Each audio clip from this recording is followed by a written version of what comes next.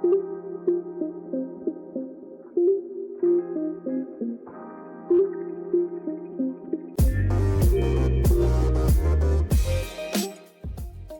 to another episode of the 60 Go podcast. My name's Tom Campbell. Great to have your company, joined by Damien Seibold.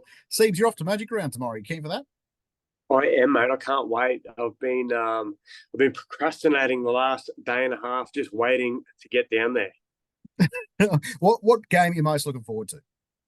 Oh, mate, every game, like, it's such a good event. I mean, this will be the fourth time I've been lucky enough to go to it, and it's very rare that there's a rubbish game of footy during it. So, look, I know there's a lot of stars out. The match of the round is obviously Sharks and Roosters. Now, that's going to be the best game, but there's always going to be a couple of upsets. A game like Cowboys and South that would have been set up to be the blockbuster game of Saturday. Well, they're both horrible. However, that cancels each other out, and it's going to end up being a good game of footy because they both suck. I think that the Cowboys will put a cricket score on them in the end. I hope they do, because I've brought in and captained Scott Drinkwater in my Supercoach side, so I hope that they cut loose. But mate, it's just a great event. There's always a couple of upsets. There's always a couple of teams that have no right to win that can get the job done on Magic Round, and it's a festival. It's it's interesting. I think that game might have 80 points. Like that could have 12, 13 tries. Could be 50-30. Like, yes, you just don't know. Exactly.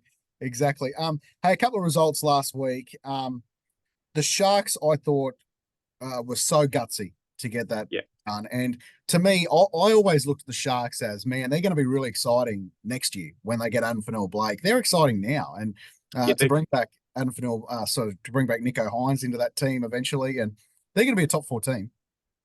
Oh, they could have, definitely, mate. I mean, they did that without Hines. The Storm have sort of been plateauing a little bit the last few weeks. You could see that a couple of losses were coming for them just because they've got a few injuries, and blokes have been up and playing out of their skin and playing injured. So it didn't shock me that the Sharks won. It wouldn't shock me if Storm drop another 1 or 2, in this next month or so over Origin.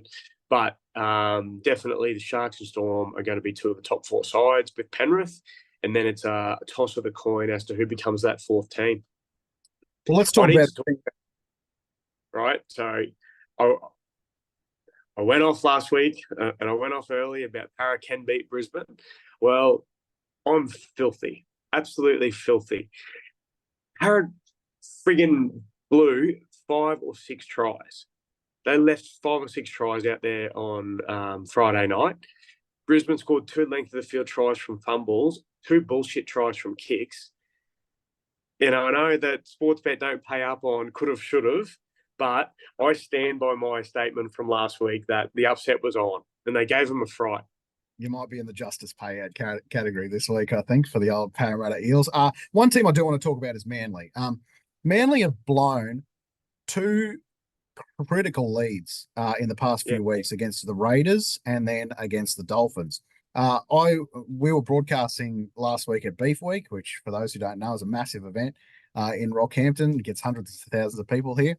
And so I was absolutely exhausted last week. And when I was watching the Manly Dolphins game, I fell asleep with about 10 minutes to go before halftime. They were up 16-6 or 20-6 or something like that. Yeah. And all of a sudden they were losing. Yeah. They might have been 18-6 or something. And then all of a sudden they were losing 20-18 going into halftime. And I woke up at halftime and I'm like, what in the world just happened here? But credit to the Dolphins. They are so gritty, and any team could use half of the grit that they've got. They just don't give up. Mate, Trey Fuller, just that individual try that he scored was absolutely brilliant, and it changed the game completely. I mentioned it last week. I still think that they need more out of Cherry Evans when those scenarios are happening, because, again, he's the halfback, he's the leader, he's the captain. It's his job to identify when, because, footy, all the teams, well, not all of them, 17 teams in the comp, let's say 13 of them can realistically beat anyone on any day, and it's all about momentum. When that momentum has swung and is swinging, you look to someone, you look to a leader, you look to halfback to steady the ship and bang it to a corner, get some kick chase going, and try and settle things down and break that momentum just from playing smart. And again, I don't feel as though he did it. So Manly will be looking for Cherry Evans to have a big game this week. No Tom Trbojevic for the foreseeable future for Manly. Now this is not out of the ordinary. He's missed time before, but the fact now that Manly has Cooler to go to is such a benefit for them going forward. Before it was Garrick, and I'm not saying Garrick's a good player. It's just that Cooler adds that X factor in attack and can break a game open by himself. Yeah, well, when they moved Garrick to the back, it was because they knew that they were getting worst case scenario 6.5 out of 10, best case scenario 7.5 out of 10. They knew what they were going to get. Cooler's got pure X factor, so he can definitely add some spark from the back. Olakau'atu back for Manly is a big in as well, because let's be fair. Cherry Evans has been ordinary the last fortnight, and I think, well, ordinary is probably unfair, but he hasn't been good, and his security blanket hasn't been there. Olakau'atu is that man that if all else fails, you just tip it onto him quick. He skittles 2 or 3 blokes, and then you play off the back of that with some momentum. So I think Cooler can cause some havoc, and obviously Reece Walsh, in my mind, Reece Walsh is a bigger out than what Tom Trbojevic is at the moment, because they're already missing Reynolds. That could be fair. And I'm just looking at the Brisbane team now. Will Sailor play? Is Sailor out? I think he's out as well. So the fact that they don't have that back up there as well, like they're going to have to dig deep for some depth there. It'll probably be Cobbo, actually. Cobbo will probably go to the fullback. Yeah, Cobbo's going to the back, and some young bloke on debut is coming into the centres. Yeah, and I just want to look at the bench that your brother has picked here. It's going to be a bash up. There's no doubt. Waddle, Bullymore, and Lodge, with Gordon Chan Kum Tong on the bench. 4 forwards, like they're going to be ready to roll through the middle, Manly. I reckon if Sipley's got through training today, I reckon he plays. Yeah, well, there's another one. That could come in as well. So it's going to be really interesting. That's the game I'm looking forward to the most, actually. And that is the game that it's probably got potential to break open late and be a lot of points in that game, in the second half in that game. Yeah, I'm really looking forward to that one over the others, to be honest. The other team I want to talk about is the Warriors. The Warriors come into this season with so much hype. God, you've got to be so careful about these teams that come off years where everyone has a career year. They were so good last year. Every single one of their team was so good. Now they get a couple of injuries. Depth gets tested. Not everyone can play to a career year. It seems like Roger Tuivasa-Sheck's the only one having a career year at the moment. But he's out. Yeah, exactly. What do you make of their season? Mate, well, it's for me now, without even thinking hard, it's 4 of the last 5 years where it's happened. The Raiders did it, fell off the cliff. Cowboys did it, fell off the cliff. Para did it, fell off the cliff. Now it's the Warriors' turn. So the Warriors are gone. They are gone. They are not making the 8. And again, I know I spoke about it last week. I should have backed myself when I said at the start of the year that the Warriors won't make the 8. And then I second-guessed it after they put in good performances again early. But, yeah, they're in trouble. I can't see how a side with Tamaro Martin and Chance Nickel-Clockstar in the halves can win a game of footy. The thing about the Warriors as well, and this, we spoke about Parramatta last year with this, we spoke about the Cowboys with this, they've dug themselves such a hole now that they have to beat good teams. And so they've come up against Penrith this week. It's almost like they have to win. Like they versus Storm in a couple of weeks. It's almost like they have to win these games to just try and stay in touch with the 8. I agree, mate. And that's why it's opening up for a team like the Dogs, which they play the Raiders on Friday night. And that's going to be a good game in itself, because the Raiders are gritty and they don't go away. The Dogs are really starting to play some good footy. The Dogs win, and that gap between the 10th, 11th, 12th teams that are chasing, like the Cowboys, like the Warriors. Well, it's getting harder and harder for them to make it. Because I think I just can't see a world where the Warriors beat Penrith this week, even without Cleary. And the Cowboys are going to, again, anything can happen, but I think the Cowboys are going to potentially give South a touch up. So Cowboys will find a way to keep themselves in touch, while Warriors will just drop away even further. Well, you look at the Dogs next 5 weeks, and there's no easy games in the NRL, I'll say that. But as far as 5 week schedules go, this is pretty juicy. They've got the Raiders, Dragons, Knights, Parramatta, Roosters.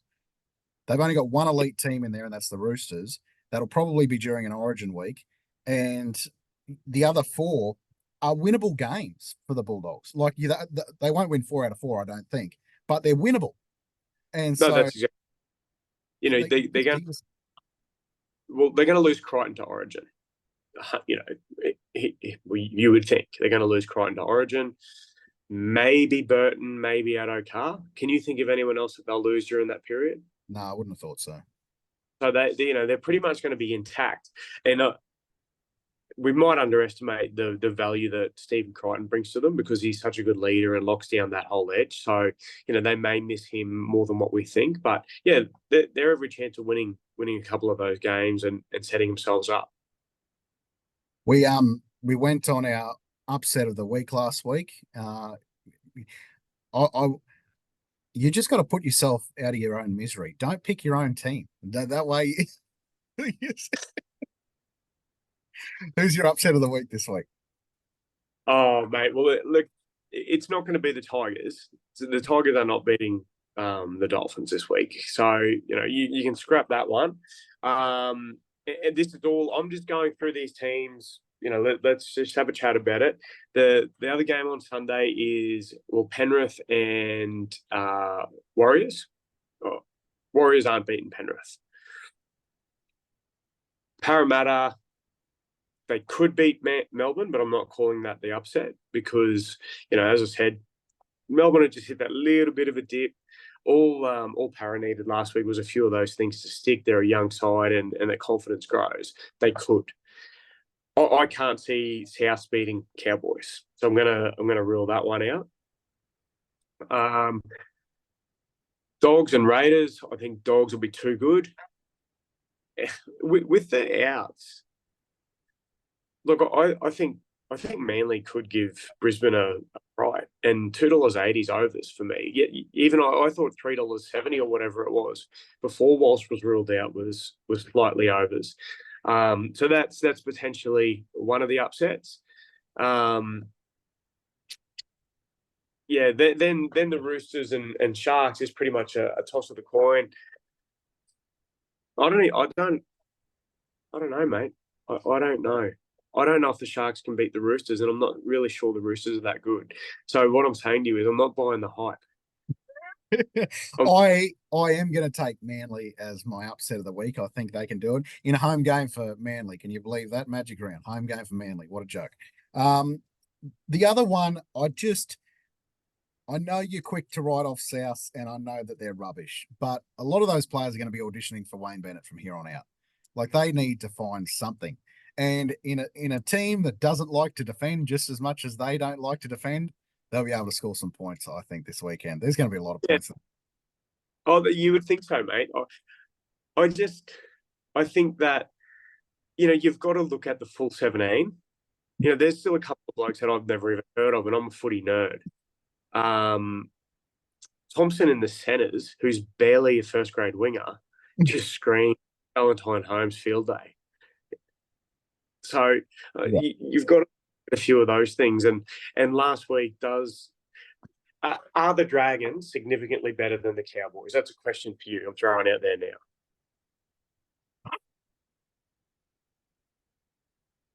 They shouldn't be. But I'd say the way they're playing at the moment, there's a gap. So you would take the Dragons over the Cowboys at the moment? Yeah. Yes. Well, I reckon they're about a photo finish. Yep. And South didn't look like scoring last week. The only 2 tries that they scored were Latrell off kicks. So I know the Cowboys. The Cowboys are a worse defensive team than Dragons. I'll give you that. Oh, they're so bad. They're so bad. But Uh, I don't know. I just don't see, apart from Latrell running over the top of someone, I can't see who scores. Fair enough. Fair enough. Travel safe to Magic Round. Hey, we'll catch up next week. Cheers. This has been the 60 podcast, and that is full time.